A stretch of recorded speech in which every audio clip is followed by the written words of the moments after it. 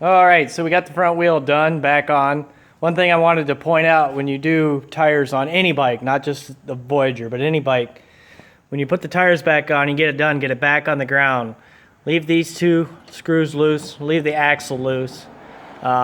Take the bike and roll it without hitting the front brake. Hit it up against a parking block, a wall, concrete block, something like that. But don't touch the front brake. Do it about 3 times, and that helps equalize the front forks.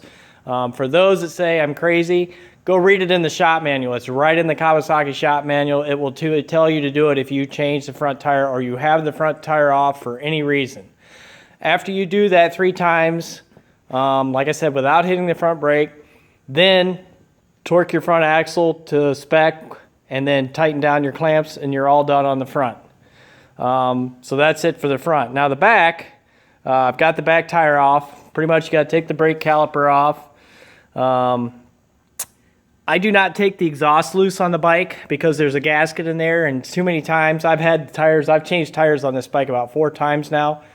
So, and I just changed mufflers, and I don't want to replace that exhaust gasket. And every time you take it loose and move that muffler, you're messing with the exhaust gasket in there. So what I do basically is I take the shocks off. It's pretty easy. Just take this chrome loose. You can get up underneath here, take the nuts off here, take them off down here, slide the shocks off. I let the bike down, push the axle out that side. That lets the tire come forward, lets the belt come off. Then I raise the bike up and I take the tire right out from under it. For some of you that don't have a hoist or don't have a way to raise the bike up and down, then I guess you're going to have to take the exhaust off. But for me, that's not the way I do it. Keep your spacers separated side by side to side, because they are different size, thickness. You're going to take your pulley off the side, and then just change your tire, and then reverse. Installation is just reverse of everything. Obviously, you do have to take the bags off, but that's obvious.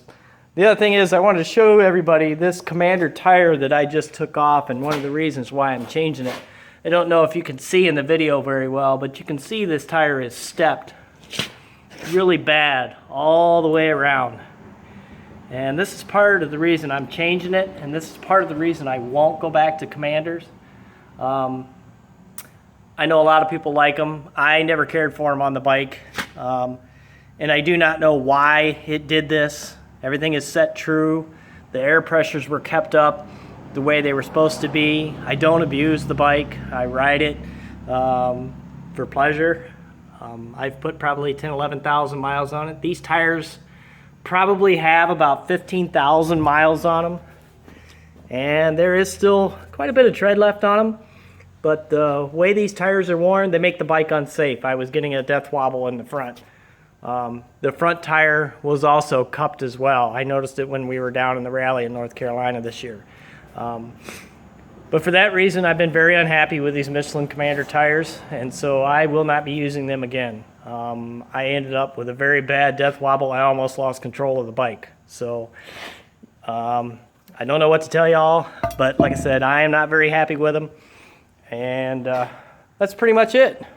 So if anybody has any questions on how to do anything I've done or missed something I've done, you can always private message me or email me, text me, post it on Facebook.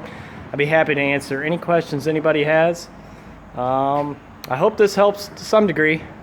Thanks. Bye.